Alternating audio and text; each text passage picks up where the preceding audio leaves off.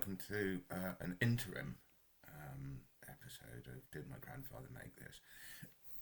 Because things have been a bit slow on the ground over the past couple of weeks with Christmas, New Year coming up, and a lot of places are closed or the weather's just been too vile to get out. I thought I'd do just a little video explaining what we're doing and why we're doing it in a bit more sort of detail. Now, my background is I worked for a few years for English history. I've been doing reenactment and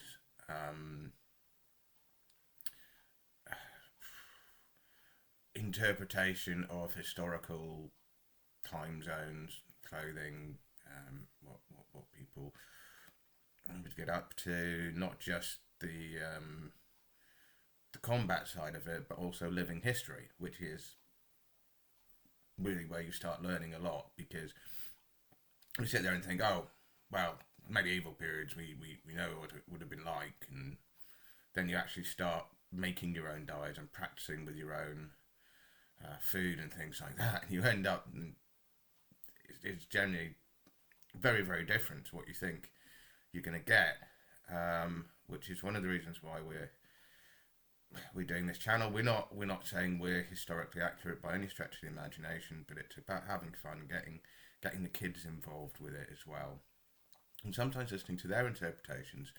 I used to work at a place called Chichester, which is about a 2,000-year-old Cornish village, and in that area of Cornwall they didn't have trees, or very many trees. They had stones, so they built the houses out of stone rather than out of wood. And the story goes that when they found it, they started to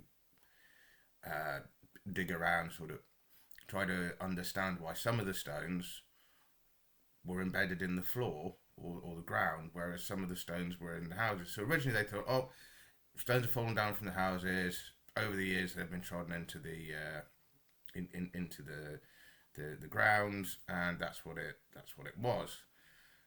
Until, again, as the story goes, one of the archaeologists brought his small daughter along, and she just looked at these stones in the street and went, well, it's a street.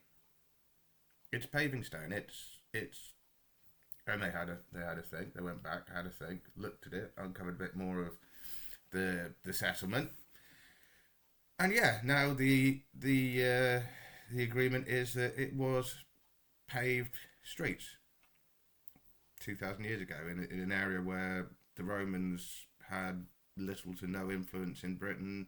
It was just something that they came up with, probably because they had quite a few bits of stone lying around. We also know that they had garden patches next to each house.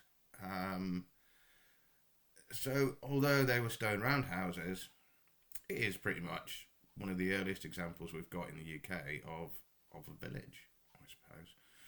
But it wouldn't have been noticed as such unless for this young child that just happened to be there with a dad playing. And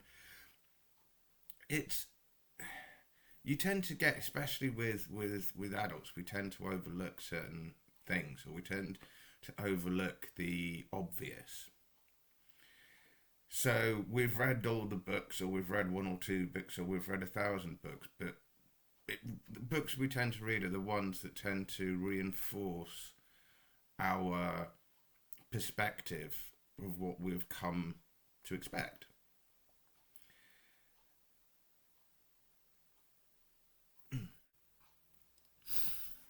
So you tend to start reading a book, and if it's not what you agree on, I've made the same mistake. I've started reading books on the Byzantine Empire, and I've read books that are very pro-Byzantine Empire, books that are very anti-Byzantine Empire, and books that take a somewhat middle ground, because it wasn't perfect, it wasn't brilliant. And the Ottomans and the Turks, and you've got all these, you've either tend to find pro or anti books, and I think one book I remember reading was saying how civilized they were because they'd only assassinate the higher ups using silk rope rather than cutting their heads off. And you're like, okay, that neither of that particularly to me seems rather civil or civilized. And that's just how history works. We have to read to understand different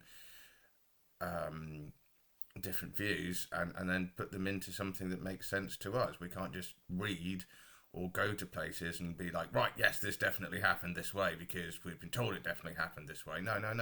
Go somewhere and look at it with an open mind and make up your own opinion.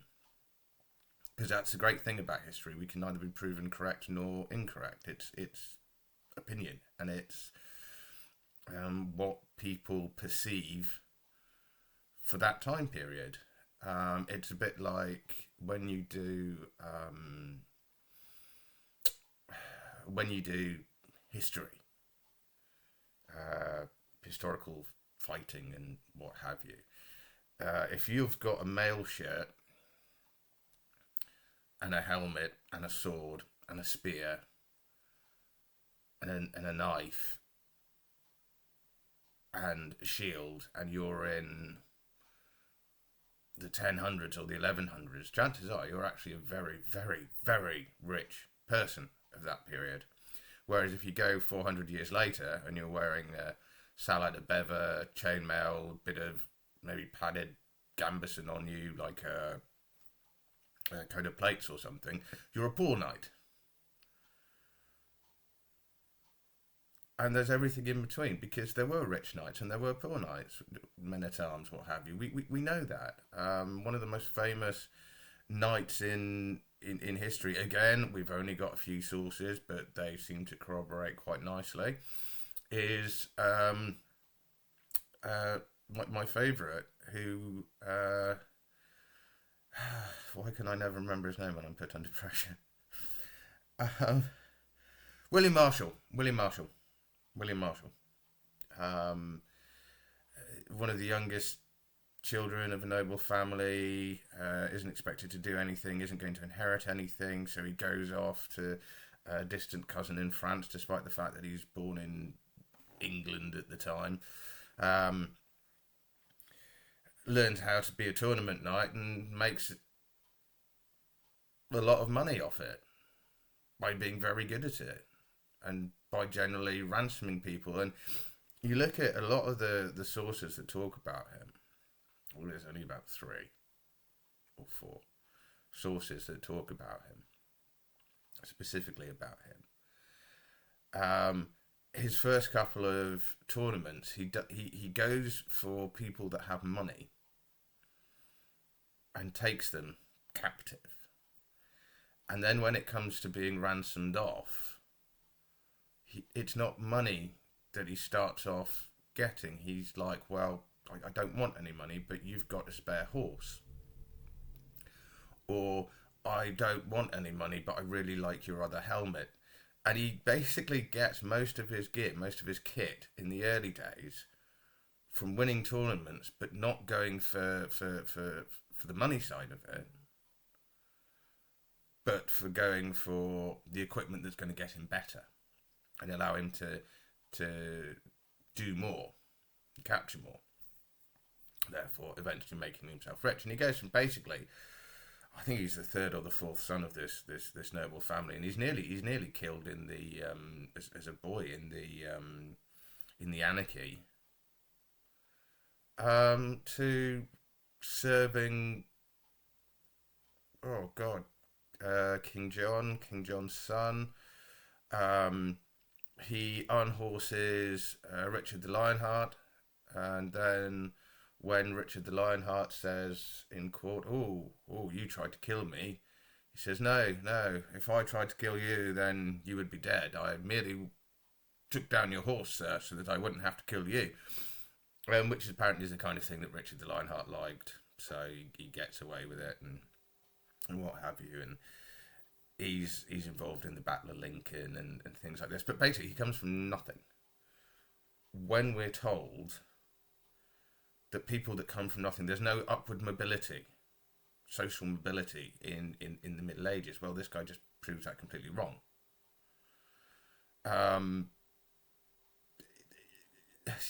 You know, there's no upward mobility in the Middle Ages. Well, I'm sorry. What the hell happened at Bosworth then? You know, a disenfranchised, illegitimate son who spent all of his life in France and very little of it in the UK, who's technically Welsh, becomes the King of England and starts one of the biggest, most recognised dynasties of any British monarchy. I mean, if you ask people to talk about the Angevin or probably people say, oh, King John, King Richard, William, Edward. Most people, if you ask about a long line of British kings, they will or English kings, they'll say the Tudors, and that came from a man who had very little to begin with. Okay, slightly better prospects than your average servant, but not very much. Duke William, I don't think I can say the name here, but Duke William, he becomes Duke William the Conqueror. Upward social mobility. Okay, you have to be in the right classes, but these people are coming from what is essentially a middle class, and then rising up to the highest echelons of society. So there is social mobility. It does happen. It absolutely does happen. And that's something the books tell us doesn't happen. Sorry, went off on a bit of a tangent there. One of the other reasons we do this site is because there was a young boy called Glenn Hugh Kadkoski Green, and he used to love history so much that he would play at being a knight on the way to school. He would constantly be dragging out my practice swords, demanding practice swords are made of sort of PVC style. You can't really hurt anyone with it. It's not like he played with my real swords. Don't worry, before I get any comments. And he'd come up on school holidays if I was working. He'd come up to Chichester or to Pendennis with me, and up at Chichester, he would sell tickets. He would do he had the introductory tour so well down that he could give the sort of introductory spiel to why people should want to go up this hill and look at this old castle. He had his own little name tag. He had his own little English heritage